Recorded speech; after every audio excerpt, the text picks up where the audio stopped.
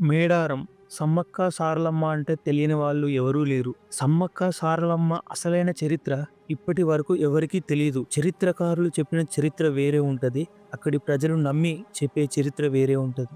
ఇప్పుడు మనం అక్కడి ప్రజలు నమ్మే చరిత్ర గురించి మాట్లాడుకుందాం. వీళ్ళకి 1-7 గొట్టు వరకు ఉంటది. గొట్టు అనగా గోత్రం.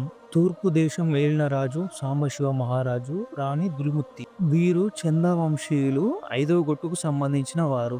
తూర్పు దేశం రాజు వేటకు వెళ్ళినప్పుడు అక్కడ పుట్ట మీద ఒక చిన్న పాప చుట్టూ సింహాలు, పులులు పాపకి రక్షణగా ఉంటాయి. అప్పుడు రాజు ఆ పాపను చూసి సాక్షాత్తు అమ్మవారి అంశ అని గ్రహించి ఇంటికి తీసుకొచ్చుకొని పెంచుకుంటాడు. సాంబశివ మహారాజుకి సమ్మక్క కాకుండా 3 కూతురు ఉంటారు. చెడలమ్మ, నాగులమ్మ, కోమలమ్మ. ఒక కొడుకు కూడా ఉంటాడు. పడమర దేశం రాజు జలచంద్ర మహారాజు, రాణి శివమండలి దేవి. వీరు 4వ గొట్టుకు సంబంధించిన వారు. వీరికి 4 సంతానం. పగిడిద్దరాజు, గోవిందరాజు, నాగులబండడు, ముల్లారుడు. తూర్పు దేశం రాజులు మరియు పడమర దేశం రాజులు ఇద్దరు కలిసి సమ్మక్కకి పగిడిద్దరాజుకి పెళ్లి చేద్దాం అనుకుంటారు. అంటే సమ్మక్క వాళ్ళది 5వ గొట్టు, పగిడిద్దరాజుది 4వ గొట్టు. అప్పుడు సమ్మక్క ఇంటి వాళ్ళు పడమర దేశానికి సంబంధం మాట్లాడడానికి వెళ్దాం అనుకుంటారు. అప్పుడు సమ్మక్క నాగులమ్మని పిలిచి వాళ్ళతో పాటు వెళ్ళమని చెప్తుంది.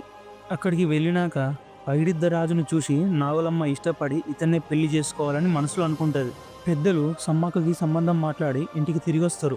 పగిడిద్దరాజుని చూసి ఇష్టపడిన నాగులమ్మ సమ్మక్కతో ఇలా అంటది: పగిడిద్దరాజు అస్సలు బాలేడు, డొప్ప చెవులోడు, చీమిడి ముక్కోడు, కళ్ళబూసులోడు అని అబద్ధాలు చెప్తుంది.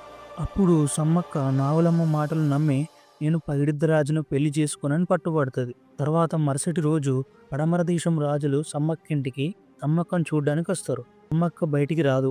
పగిడిద్దరాజుని చూడకుండానే నేను పెళ్లి చేసుకోనని కళాఖండిగా చెప్పేస్తుంది. అన్నీ మాట్లాడుకున్న తర్వాత పెళ్లి చేసుకోనంటే పడమర దేశం రాజులు ఒప్పుకోరు కదా. అయితే తూర్పు దేశం రాజు అయిన సాంబశివ మహారాజు ఏం ఇబ్బంది కాకుండా నాగులమ్మనిచ్చి పెళ్లి చేస్తా అని పడమర దేశం వాళ్ళని ఒప్పిస్తాడు. ఇరు కుటుంబాలు ఒప్పుకున్న తర్వాత సంబంధం పగిడిద్దరాజుకి నాగులమ్మకి కుదురుతుంది. అన్ని మాట్లాడుకుంటారు. పడమర దేశంలో పెళ్లి పెట్టుకుంటారు. కానీ సమ్మక్క మాత్రం పెళ్లికి పోదు. ఇంట్లో వాళ్ళందరూ పోతారు. సమ్మక్కకి చిన్న అనుమానం వస్తుంది. నాగులమ్మ నన్ను పెళ్లి చేసుకోవద్దని చెప్పి తను ఎలా చేసుకుంటుంది అని. అది గ్రహించిన ఆదిశక్తి సమ్మక్క వెంటనే పడమట దేశంలో జరుగుతున్న కళ్యాణం వద్ద ప్రత్యక్షమవుతుంది.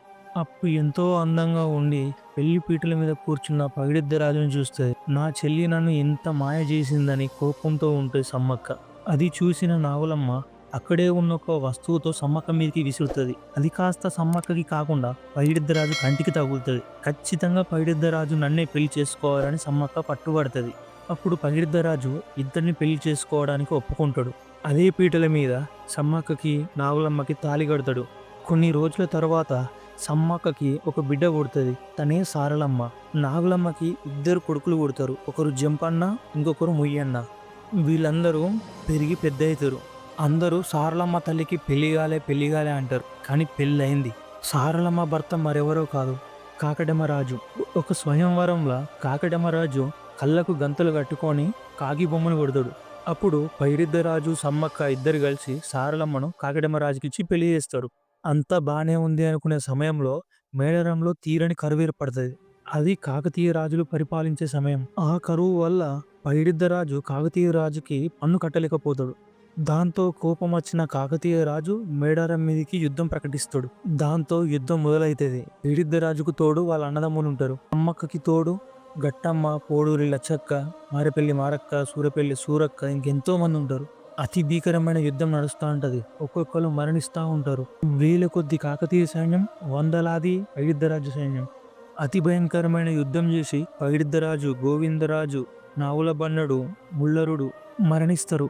తన వాళ్ళు చనిపోయారని తెలిసిన జంపన్న ఒంటి నిండా రక్తంతో ఓటమిని ఒప్పుకోలేక అయినా యుద్ధం చేసి సంపెంగ వాగులో పడి చనిపోతాడు. ఆ రక్తంతో వాగంతా ఎర్రగా అవుతుంది. అప్పటి నుండి దాన్ని జంపన్న వాగు అని కూడా అంటారు. యుద్ధంలో సారలమ్మ కూడా బాగా పోరాడి మరణిస్తుంది. అది తెలిసిన సమ్మక్క అతి భయంకరమైన యుద్ధం చేస్తుంది. కాకతీయుల సైన్యం కూడా భయపడుతుంది యుద్ధానికి. ఎదురుగా ఏం చేయలేమని దొంగ దెబ్బ తీయాలని వెనక నుంచి బలాలతో పొడుస్తారు. తూట్లు అయిపోతుంది ఒళ్ళంతా. అప్పుడు సమ్మక్క ఒంటి నిండా రక్తంతో అడవిలోకి వెళ్లి మాయమైపోతుంది. తనని అనుసరించుకుంటూ వెళ్లిన గిరిజన ప్రజలకి సమ్మక్క కనిపించదు. కానీ గుట్ట మీద నెమలినార చెట్టు కింద ఒక పెద్ద కుంకుమ భరణి కనిపిస్తుంది. దాని నిండా కుంకుమ. అది చూసి గిరిజనులు ఆశ్చర్యపోతారు. మా ప్రాణాలు రక్షించడం కోసం ఆ తల్లి దేహత్యాగం చేసిందని కన్నీటితో గుర్తించి నమస్కారం చేస్తారు. ఆ రోజు రాత్రి ప్రతాపరుద్రునికి కాకతీదేవి అనే అమ్మవారు కలలో కనిపించి, ఏంటి నీ అహంకారం, జనాలకి ఏమన్నా అయితే నేను అసలు ఊరుకోనని చెప్తుంది. కాకతీదేవి అమ్మవారు కాకతీయులకు ఆరాధ్య దేవత. మరుసటి రోజు ప్రతాపరుద్రుడు వాళ్ళ దగ్గరికి వెళ్ళి క్షమాపణలు కోరి యుద్ధం ఆపేస్తాడు. దాని తర్వాత మేడారాన్ని ఒక స్వతంత్ర రాజ్యంగా ప్రకటిస్తాడు.